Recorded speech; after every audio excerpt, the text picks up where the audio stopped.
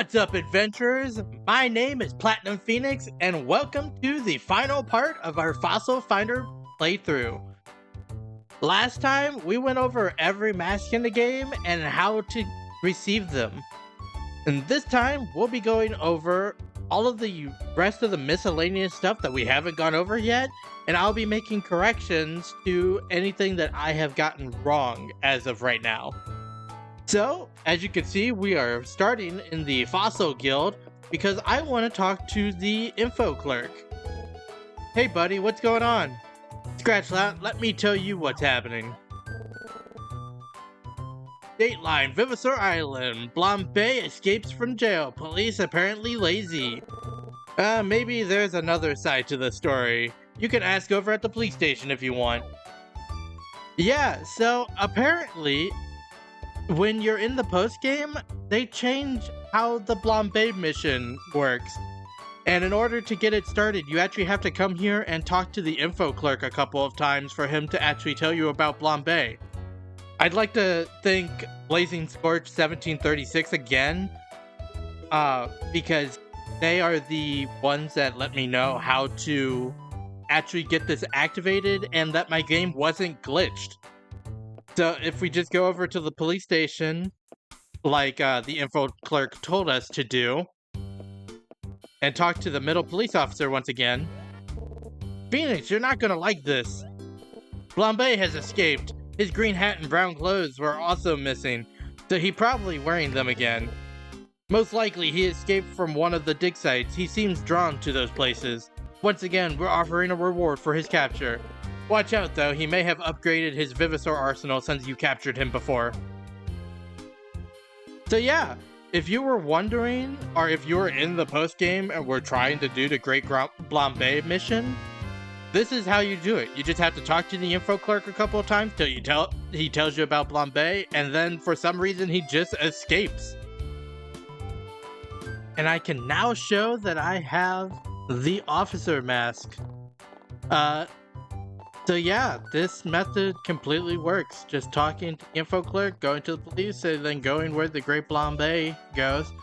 You can definitely do the whole side quest in the post game. Alright, so the next thing we are going to do, we need to go to the Dinorian spaceship to do. Also, talking about the info clerk a little bit more. If you keep talking to him, he does give you other side quests.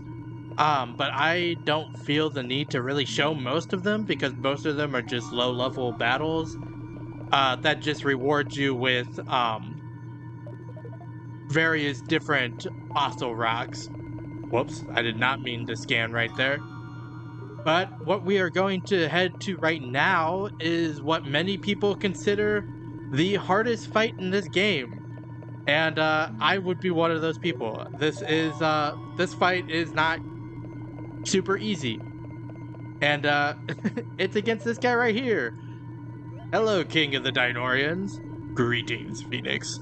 You seem to be both healthy and content. Would you care to face me in a fossil battle? Yes, let's fight.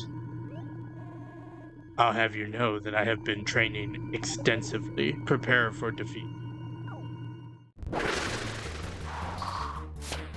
Alright, getting into this battle. You can probably tell that my team is not the same as usual. That is because my team cannot physically beat this fight unless I get incredibly lucky. Mostly because this team that we're fighting is Dino, Raptin, and Duna, all of which have insane support effects. So I brought along my own insane support effects in Compso and Orno. Yeah, Orno. Because both of these are just here to support Friggy, who I am just going to be using Ice Age pretty much this entire fight. And hopefully, if I'm lucky, we can just start taking all of them out at the same time because Ice Age is a ruthless attack that just hits everything. Also, I forget if it's Compso or if it's Orno, but one of them has the FP Plus ability, which also really helps in this fight. But just Kamso negatively affecting the attack zone Vivosaur of my opponent by 90% in attack and defense is insane. And then Orno giving me plus 99 in accuracy, which means I actually hit attacks rather than missing everything because of Rafton's negative support effects being negative 77% to like 3 of my stats. But this whole fight is basically just me using Ice Age until they go down and hoping that Friggy lives long enough for me to win this fight. Because like I said, this fight is difficult if you don't specifically plan for it. But everything seems to be going right now. Dino has literally only done like 5 damage to me this entire fight, which is amazing. But we're just gonna do another Ice Age. And another 2 or 3 Raptor and Duna should be taken out. Duna might be taken out on the next one. In fact, Duna probably is going to be taken out on the next one. I don't know about Raptor though. Raptor has slightly more health. But if we could take out Duna and Raptor, that just leaves Dino, and Dino will be hindered by Kamso, which will make this fight multitudes easier. But let's see, I don't get enough, so I'm just gonna end this turn and hope that I don't regret doing that. Antimatter beam, but it's coming from Dino, so this is gonna do like 5 damage, 4 damage, and 1 damage. Oh, I should also point out that my Kamso and Orno are not max level. Kamso is rank 9, and Orno is also rank 9, because it doesn't really matter what rank they are, because I'm just using them for their support effects. As long as they can survive like a couple of hits, they're perfectly fine. And that's Raptor taken out, and that should also be Duna taken out. Now we just have the King left, and because it's just the King and he has 90 minus in both of his stats, this should not be difficult in the slightest anymore. He's gonna poison me, but that's not super matter. He did 1 damage with that combo. That's incredible. Poison's the only way he could really defeat me now, but I don't think he has any chance of doing that, especially because I'm gonna be using my 2-hit combo from now on. Yeah, 1 more hit should take him down. That is actually a lot of damage. That's more damage than I was hoping for, and this is a 100% chance to inflict me, I believe, if I remember Dino correctly. Ooh, nice 1 damage again. But even if Friggy goes down, I'm pretty confident that my other 2 could take out Dino. Even only at rank 9, they'll have to do like, what, 15 damage? But this should take him out. Yeah, that's the end of the fight. And what a victory! And that's the hardest fight in the game, and only gives 20 points. I was a fool to think I stood a chance against the great slayer of Gugnash himself. Still, Phoenix, I will gladly fight you again for the learning experience. Visit me whenever you like. And we have collected our final Vivosaur, Dino! So yeah, that is the last Vivosaur that we had to collect. And that is, like I said, the hardest fight. I would just make sure that you have a plan going into the fight, because if you don't, you are getting so incredibly nerfed, no matter what position those 3 are in, that you will be basically obliterated. Unless, like I said, you have an actual strategy. But we have one more thing to do, so I'm going to meet you over there. Alright, and now we are here where I wanted to go. We are over in Rosie's room. Because I thought it only fitting to end this journey by fighting the first person we met uh, while doing the Vivosaur challenge. I'm actually not sure. I guess the level up challenge on Vivosaur Island. So I want to talk to Rosie. Phoenix! I finally made Master Fighter. We're totally on even footing now. Let's battle. Yes, let's battle. I'm not gonna let you beat me, Phoenix. Alright, so Rosie, she has 3 fire types. I guess in exchange for her air types that we have seen the entire game.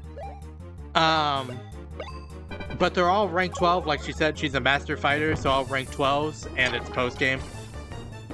And I know I said that Dino was the last Vivosaur that we needed to get, because it is the last Vivosaur that I'm going to get, but there are technically 5 more Vivosaurs that you can get, but in order to get them all, you have to have all of your Vivosaurs be rank 12, like every single Vivosaur in the game. And then I believe if you have all of them at rank 12, if you go to the Fossil Center and then go to the cleaning room, if you go to the upper, I believe it's the upper left-hand corner of the cleaning room, there is an 8 there that will give you fossil eggs. And if you clean those fossil eggs, then you will revive 5 more Vivosaurs. And those Vivosaurs are Squirk, Squirth, Squilk, and Squirro. And I think that we need to go over them. So let's go ahead and do that now, while we are doing this fight with Rosie. These 5 chickens have a lot in common since they're all rewards for fully completing everything about every other Vivosaur. They all have the same exact stats, being 200 life points, 30 attack, 10 defense, 48 accuracy, 30 evasion, and a 20% critical chance. They also are all long-range Vivosaurs, and they have a golden counter skill, as well as the parting blow passive ability. Now, moving over to talk about them individually, each of the chickens have a different type. So the neutral type chicken is Squick. I've already talked about how these Vivosaurs are incredibly weak, so I won't go beating a dead horse, or I guess in this case, a dead chicken. But Squick has access to a Silver Scare skill with a 40% chance of successfully inflicting the opponent, but the big thing about these chickens are their support effects. Squick is actually special in that case, being the only one of them to have negative support effects for your opponent, rather than having positive support effects for your side. Next up is the Fire Chicken Squirk. Squirk has access to a Silver Excite skill with a 50% chance of inflicting the opponent. Now, something you will notice going over the next 4 of the chickens, besides Squick, which we just went over, they all have positive support effects for your side, but more specifically, they have one 50% boost, one 30% boost, one 20% boost, and one 10% boost. But each of the chickens boosts the different stats differently, and each of them have their best stat, the 50% boost, in a different stat. In the case of Squirk, it is the attack-centered chicken, so it has its 50% boost being an attack. Next up is the Earth Chicken Squirth. Squirth has a Golden Sleep skill that has a 60% chance of inflicting the target.